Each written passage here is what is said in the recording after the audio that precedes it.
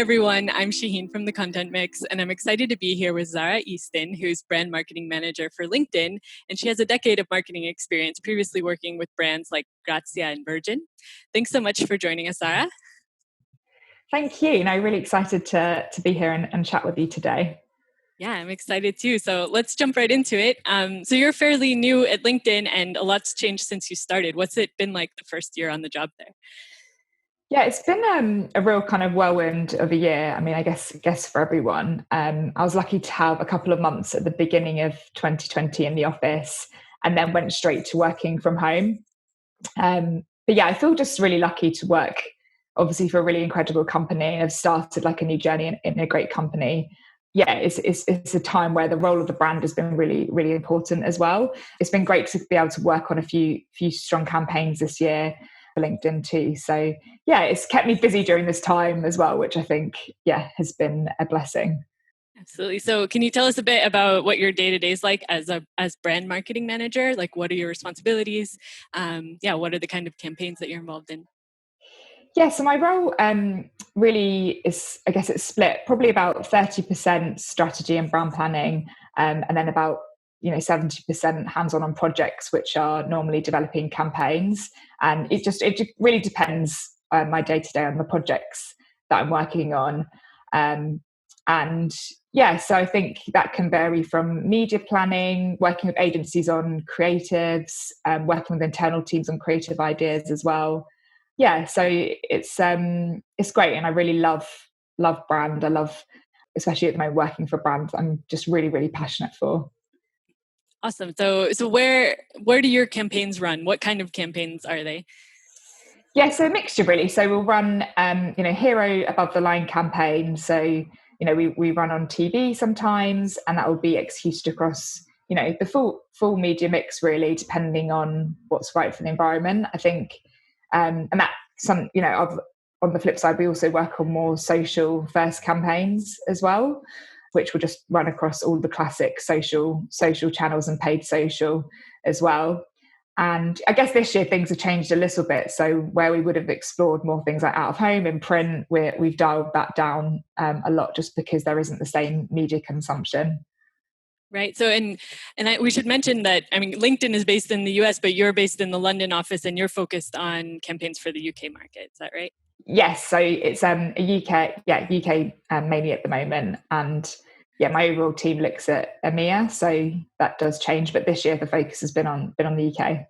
Okay. So like, how do the campaigns differ in the UK versus in the US? I think, they all come from the same place and the same strategic thought. And particularly, LinkedIn is around, well, it has 700 million members globally. So it's a big brand. We all try and come from the same place, but our campaigns, we have localized thinking. So, it will really depend on what's happening. And I think, particularly at the moment, jobs and professional lives change a lot. So it can differ by market, mainly just towards what's happening and making sure we're staying attuned to what's happening within the country. Right. So I saw your recent article where you talked about the campaign you recently did, Working It Out. Can you tell us about how the idea originated for that one and what it was like filming it during lockdown? It originated really because I think, so we started planning that back in April, May time. And it was really our first response to what was happening in the world, mainly for professionals, where things have changed so much, whether it was just suddenly working digitally 100% from home, or if you were now looking for a job, and the whole process is now virtual, like virtual interviews, everything's just was a bit weird and different. So it was our real first response to professionals to basically demonstrate how this whole thing has changed, but there's people who are working it out together. And that's actually what we saw on the platform. So we just saw countless examples of people using it in a totally different way, and people just really coming together to help and show support, whether that was helping old colleagues find a new job, or giving people advice on how to use the time to upskill. So we just really wanted the whole campaign just to reflect that, but also be very attuned to the fact that we don't actually know what was going on. It's a crazy time. Things are really changing. Yeah, on your second point, filming during lockdown was a challenge. I think it was kind of a new learning. One, we really wanted to get the campaign out quickly, so you want to make sure that you're doing things in a really speedy way, but also just making sure it was really safe as well. So we ended up taking a really different route, which I've never experienced before, where we worked with directors of photography who basically filmed their people within their family or social bubbles who were all LinkedIn members. So that process took a little while, but we made sure that we filmed within their homes, and they just so no one from from the brand side or the agency side were actually there. It was just the director of photography filming their family. So it was a really great experience actually. But yeah, it was kind of unknown. So it was a little bit daunting. So it's interesting that people actually filmed it in their own homes. So each segment was like filmed by a different videographer. Yeah, exactly. So then you have to make sure, because there was three members featured, so we had to make sure obviously that the style was the same and that there was some consistency. So yeah, it was three different people filming across 3 days. So yeah, it was a kind of a weird and wonderful thing to do actually. Yeah, it's super interesting. We'll definitely put the link to the campaign in the blog post so people can see the context. That'd be great. Yeah. So could you tell us more about kind of like the behind the scenes and what goes into creating a campaign, like, and what your approach is kind of from start to finish in the creative process? Yeah. I mean, always we really start with the strategic grounding and just really understanding the problem and the audience we're trying to speak to. And this, will vary really whether we work with an agency or if we run the creative process in-house, which I've done both of. But usually it then forms into, a really tight brief. We want to be super clear of what we're doing. Yeah. So for example, with one of my campaigns that I worked on to begin with at LinkedIn was a campaign called The Frontline. And that was literally something we turned around in March, as soon as that sort of famous announcement happened in the UK. And I'm sure the same for other markets where we were told just to stay at home. So we quickly wanted to help, and we created a campaign all around frontline workers, basically calling out for people to help fill these frontline roles that we really needed urgently filling. So, for example, that campaign, I guess the brief was really just to show how we're supporting during that time. Then we worked alongside an agency just basically to look at different ideas. And I think our main priority for that was just to find, an emotional hook and just show how people are helping each other. And I think the LinkedIn brand was quite unique to do that, because we could see that on the platform as well. And alongside that process, you're always making sure that people internally are brought along the way. LinkedIn's a big company, so that's another key part of the role. So yeah, we've had the problem, worked on the creative idea, and we then worked with our media agency just to look at all the different channels. This one in particular was mainly socially driven, and we had some print executions as well. So that's kind of an example of like how we would work. An example this year. And I think we always follow a pretty similar format, but this time it was just kind of really condensed down because we wanted to get something out quickly in order to make it feel unique, and also to be helpful. Yeah, and be like timely and relevant, right? Yeah, exactly. To speak about current events, right? Yeah, definitely. But I think you really hit the mark on the emotional hook, because for me, both of those campaigns, like watching them, it definitely you just feel like this sense of camaraderie and this it's like both are a bit of a tearjerker. Yeah. Yeah, I think and I think it was really authentic as well, and I think that's always a risk with you never know how that's going to come across. So it's something we really try to sort of strike the right balance with. Yeah, and it's something that I feel like you think about LinkedIn as like a really practical tool, but it's like when you watching like the working it out one, it's like actually it really is about community and helping each other. And I don't know, it was really interesting making that connection when it's something I personally use every day and hadn't thought about it that way before. Yeah. Oh, that's good. So well, in terms of like the creative ideas part of it, like where did the idea, for example, for working it out originate? Yeah, so I think the main point for us was just really finding an idea to show. I think it came from the insight that things are changing and people do want to come together to to help. And I think it was those two observations that we were like, right, this needs to speak to that. And I think we also wanted to be really inclusive and make sure people, you know, whether you're looking for a job or if you're just trying to survive in the one you're in, they're actually both quite hard to do at the moment. Although I really appreciate that looking for a job as much, you know, is a really hard and stressful process. So yeah, I think the idea really just came from those two insights. And we, you know, with our agency, we saw a few ideas come through, and that one just straight away we all sort of knew that that was the right one. Again, because of some points I made about it being really inclusive and just really reflecting what was happening. But I think to your point earlier, then you want to make sure you're really timely, don't you? You want to make sure that you're getting that message out quickly, because I think even now that message is dated. People kind of, I don't want to say we've worked it out completely, but it's, you know, things have changed a lot now. So that message to people probably wouldn't be as relevant, because we're like, well, we know things have changed. We have kind of started to work it out. And yeah, there's things, you know, there's more things to focus on. Yeah. And kind of going back to my initial question about about this year and or the past year and how everything has evolved. Like, I guess going into the job, your idea for what you would be doing it probably changed a lot, right? So how did you adapt your brand strategy, and then what do you think about the future? Like, how can you adapt for the next steps after the pandemic? It's definitely different, because I remember at the beginning of the year, I was thinking of, you know, planning for like this time, or like, you know, for September. And, you know, you usually have the grace when you're planning big campaigns of like 6 months. So I think, you know, I would say naively, but just, you know, I think no one knew it was going to happen. Yeah, we were just planning. We just start, like, we would plan for a long time. And I think the main thing that has changed, because I think the principles are all the same in terms of, you know, really understanding your audience, really being attuned to the environment. But the main thing is that everything changes so quickly. So you can't really at the moment plan for a long period of time, I don't think. I think you can, you know, hope for the best and pencil things in, but things change. And I think you want to be so relevant that you can't plan, you know, really far in advance. Yeah, so I would say the main ways now that we can plan forward and other marketing leaders can plan forward is just to make sure that you're really, you know, adaptable, and making sure that planning processes can be built in a shorter period of time. That does not make it easier for people doing it, because, you know, it is really condensed down and there's a lot of work that goes into it.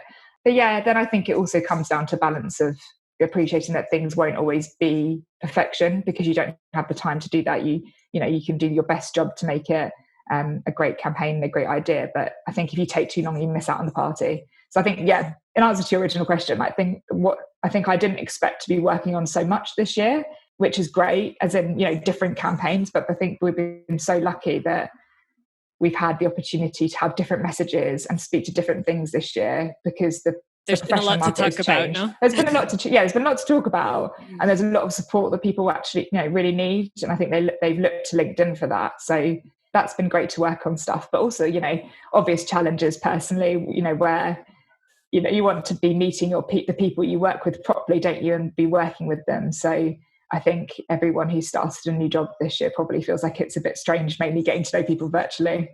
But definitely. But it's a positive thing as well.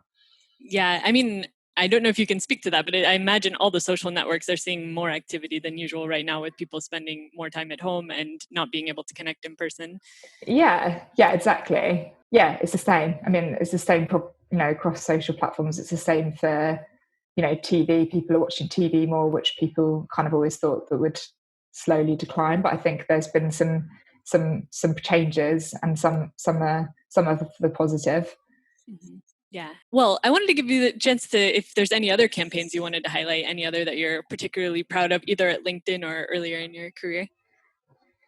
Yeah. So the only, the main one that sticks out in my mind is when I was working with Virgin, and that was on one of my first big campaigns, and it was a campaign called Live a Little, and it was all around a vampire. So it was a vampire character, and it was just very different, and it was just a really fun territory to play with. And I think, yeah, when you work on your first big campaign, it's just such a nice feeling to see it all out there in the world, and especially when people really enjoy it. And I think people just really, the audience were just really warm to the character and just found it really humorous and funny.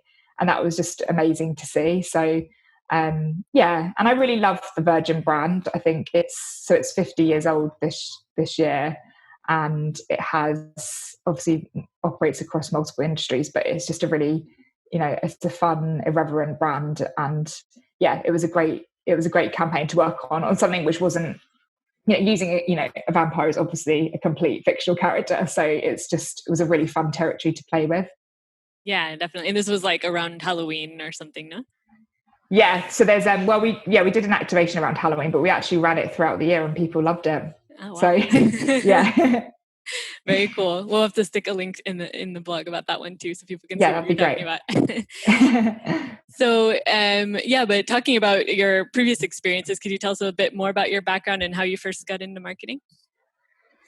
Yeah, of course. So yeah, in the early stages of just when I'd finished school and college, I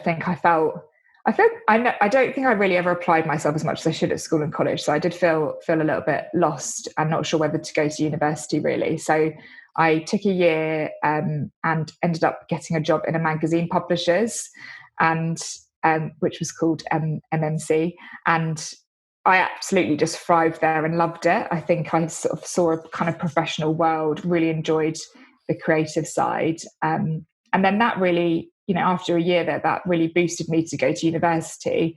So I went to Bath Spa in the UK and studied business management and film. And again, I just really, for the first time, just loved studying, loved the business context again, found entrepreneurial modules within the university, but also projects for me to work on. And I actually had a similar idea to LinkedIn when I was at university that I ran for a competition, which was all around QR codes on business cards. So I think even back then, LinkedIn was kind of on my mind.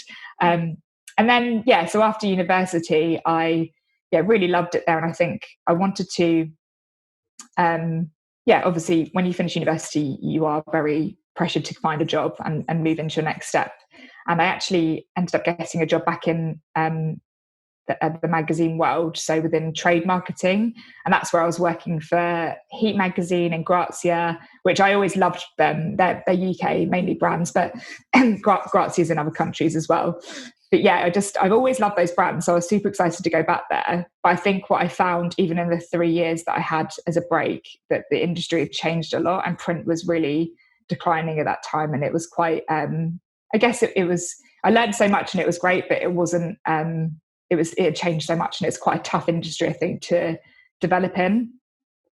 And yeah, so then I think I kind of was starting to find an interest in more of the tech world anyway. So I just transitioned into the tech industry and started to work more within a brand team, which was great. And yeah, just really started to build myself up there. Most recently worked with Virgin on a digital brand, and yeah, just really loved. I think I really love brand because you get more of a holistic view of everything versus one piece of the puzzle. Because when I was working in trade marketing, that was part of a brand team, but you have more of a specific role. But I really love brand because you develop more in strategy and you understand the long-term elements. So yeah. So anyway, so from there, Could you tell us actually?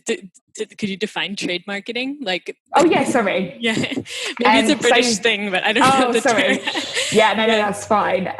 It's probably quite an old phrase now, but it was more so working with the publisher and marketing teams just to market publications. So Mhm. it was still a very marketing focused role, whether that was, campaigns on, yeah, it varies with channels, but you'll really focus with the retailers to market it as well. So with Right. all our Okay. big stores in the UK, you would make sure they're running like the right marketing within the stores, but then you'd also run, social campaigns and more sort of, I guess, tactical campaigns as well. But you're really focused on making sure the publication's getting the most presence out there. So yeah, Okay. it's still a marketing role, but it's quite a specific piece of the puzzle.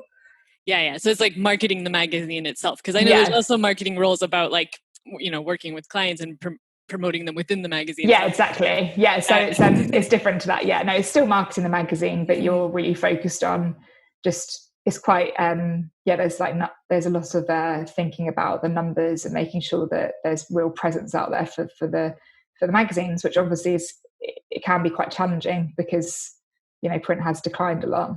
Yeah, so I was curious though, like, how did you get your foot in the door at a magazine before even starting university?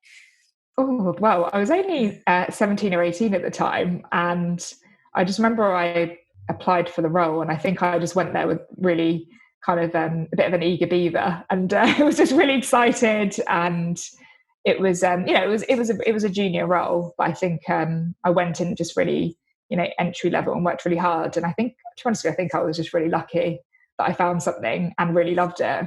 And it Yeah. definitely helped me because then I had that experience straight when I came out of university.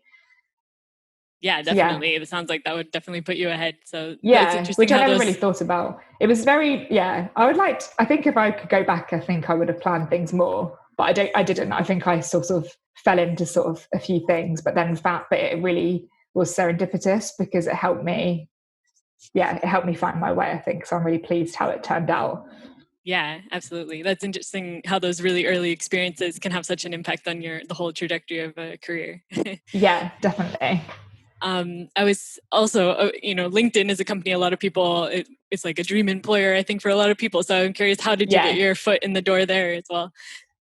yeah. I think as I kind of mentioned earlier, it was always a brand that I had my eye on, like really even in the early days, and it was always on my radar. But in the London office, there's only 300 people, so I was aware of that, and I thought roles within my area would become few and far between. And when I was thinking of starting a new opportunity and challenge, I actually saw a role advertised on LinkedIn, which I feel like is such a yeah. I'm not just even just saying that because I work there now, but I saw it on LinkedIn and applied and was just so delighted when I heard back and could go through the whole process because I've always loved the actual product of LinkedIn. I think it's so smart and there's so much potential with it still, which is great. And yeah, that's pretty much it really. I mean, I feel like it's kind of a boring story because I just generally applied for it on the platform, but it was something that I was really aware of. It was on my list, of top 10 companies that I would want to work for. So it was great. And I was just been delighted to have the role there. Yeah, well, that's interesting that actually cold applying on LinkedIn can actually work. I know. And yeah, I So, think one thing I would say on that is, I mean, it definitely, it's such a great feature because you can just hit easy apply, which is really nice. I think job hunting is a really long process for everyone. But I guess, I do really appreciate that at the moment, this was a year ago, the jobs market is really competitive at the moment. So yeah, understand that things sound really easy, but at the moment it is tough. So yeah, different experience at the moment, I think. yeah. So speaking of LinkedIn features, I mean, do you have any tips for people using LinkedIn, especially people who have been affected now during the crisis, looking for opportunities? I've got a few. So I think, firstly, well, I'm very lucky because this week I actually completed something called Rock Your Profile training. It's a service that LinkedIn offers where they run workshops with different businesses and charities basically to help people really master a LinkedIn profile. But the main advice I would have, firstly, is to make sure that you have a completed profile. And that sounds really obvious, but you'd be surprised at how many people don't have that. So making sure your profile is really up to date, all the sections are up to date. Make sure you match it to your CV. And you want to make sure that you've reflected your experience from your CV on your profile. So even if it's just a couple of bullet points for each of your roles, you want to make it really easy for recruiters to go onto your profile and understand what you're about without having to reach out. So we'd really encourage that and encourage telling your story through the platform as well. Sorry, through your profile as well, making sure that whatever you want to focus on and you want to be known for, that's really clear from your headline to your bio to the experience that you have, and just tell that story in a nice sort of human way. And then secondly, I think some challenges that people have is just making sure they have a strong network. And I think my main advice for that would be making sure that you start with people that you know. So really get back in touch with people, whether that's older people from school to people from who you used to work with, and just start building that network and engaging with people again, because I think you never know where that's going to take you. And I think people do really want to help each other. So yeah, starting to build your network that way. And I'd also say, if you're going to speak to people that you don't know and connect with people that you don't know, it's always advised to leave message within the request, because people are much more likely to accept that request if you send a personalized message, because they'll understand why they want to connect with you. So yeah, I think growing your network is really important. And then the last piece of advice, I think, particularly for job seekers, would be to use the open to work feature. So I think I don't know if you've seen that already, but yeah, people are using it all across the platform and it's had huge uptake. And I think it just really highlights that people are, one, if they've been affected recently, but also just that they are looking for a new job.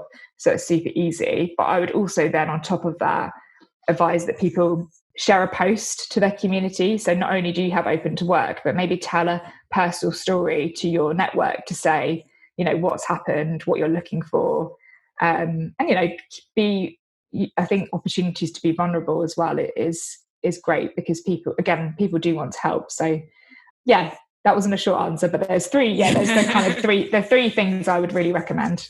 Yeah, no, absolutely. Those are great tips. And I've seen people doing a lot of what you're saying, especially that thing about saying what they're looking for. And I've seen huge engagement on those kinds of posts when they're done well, right? Where you have to not only say, help me, but also like what you can do. Exactly. what you bring to the table, right? Yeah, absolutely. Yeah.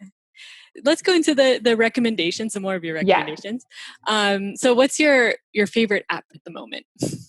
So my favorite app is Couch to 5K. And I say that lightly because I'm not a runner and I do find it hard to run, but I've just finished my 9 weeks of Couch to 5K and now can do a 5K run. So I actually feel like I'm quite achievement orientated. So the app has really helped me to just track my progress and do it.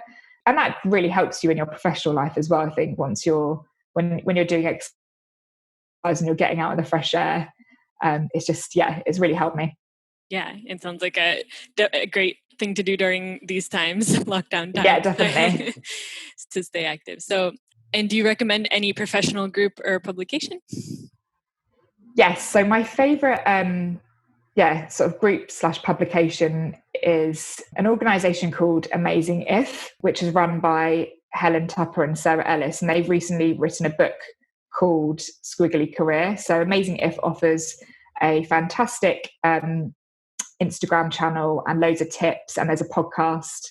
And Squiggly Careers is a book they've written this year, really showing about how you can pivot your careers and the skills you need to along the way. So I would highly recommend both of those.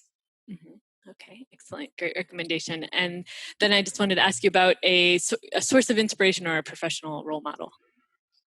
Yes, so my source of inspiration is a friend, and she's also a product entrepreneur, and her name's Jessica Ratcliffe, and she's branded as the ideas coach. And yeah, she really focuses on finding your mission and basically finding steps to get there. So she's running a fantastic course at the moment called Unleash Your Extraordinary, which I've just done, and it all comes, the reason why she's so inspirational is because she was diagnosed with a life-threatening illness, and which she continues to live through, but that sort of was her awakening to basically change her. She was working for corporate product companies, and she then just flipped that again to say, right, I'm going to start helping people kind of unleash their full potential. So she's very inspirational, and I love her podcast, and all her content on Instagram is great as well. And is the podcast the same name? Yes. So the podcast is called the Ideas Coach podcast at the moment. So yeah. Okay, cool. Definitely check that out. Yeah. And then do you have any productivity tips, a hack that you use? So one of my productivity tips, which I actually learned through the Unleash Your Extraordinary course, is quite obvious, but it helps me so much, is just calendar blocking. But to be really specific. So sometimes it'll be, okay, I've got like these 5 tasks that are quite monotonous, but I need to get done. How do I bundle those together and block that out on my calendar and just make sure I turn off everything else so I focus on getting that done? But it could also be, I'm going to block out an hour at lunchtime just to go for a walk or do like a walk and talk with a friend or a colleague. So yeah, I just find having that sort of structure really helps me, because otherwise I feel like I just get lost in my emails and what's happening and don't take time to do those other stuff which are on the list. Yeah, can definitely relate to that. So really planning the time. Yeah, it helps. Yeah, exactly. Yeah. Yeah. Well, we're reaching the end of the interview, so I just wanted to ask if you have any final parting advice or takeaways for other marketers in Europe. Well, from a brand perspective, I think, even chatting today and just reflecting on old and new experiences, it's the campaign process has really changed. And I think, well, I say changes, it's evolved, and I really can't see this stopping anytime soon. So I think I guess we need to get comfortable with the fact that, especially for the next year or two, we'll be working to shorter periods and there will be, higher turnover of content. So I think that's one point to kind of, yeah, to I guess embrace, but make sure you be kind to yourself and give yourself breaks, because that can be quite full on. I think from a development perspective, some of those recommendations that I just gave and just what I've noticed recently is that people really are, well, organizations are really supporting personal development more. And I think it's a huge, I think the trend is already there, but it's being really embraced now that you can change your career and you can have multiple careers in one. That is actually changing now. So, I think it's really important for us to, yeah, really embrace that and enjoy that. And, you can go and learn that new skill and you could change careers. So, yeah, I think it's being embraced. I think those references that I gave, recommendations, really support all of those things. So we'll definitely check those out if that's of interest. Mm-hmm. Absolutely. So, well, thank you so much, Sarah, for being on the podcast today. Thank you so much, and I really appreciate it. And it was great to chat to you. Yeah, to you as well. And thanks to everybody for listening in. For more perspectives on the content marketing industry in Europe, check out thecontentmix.com and keep tuning in to the podcast for daily interviews with content experts. See you next time. Bye, Sarah. Bye. Thank you.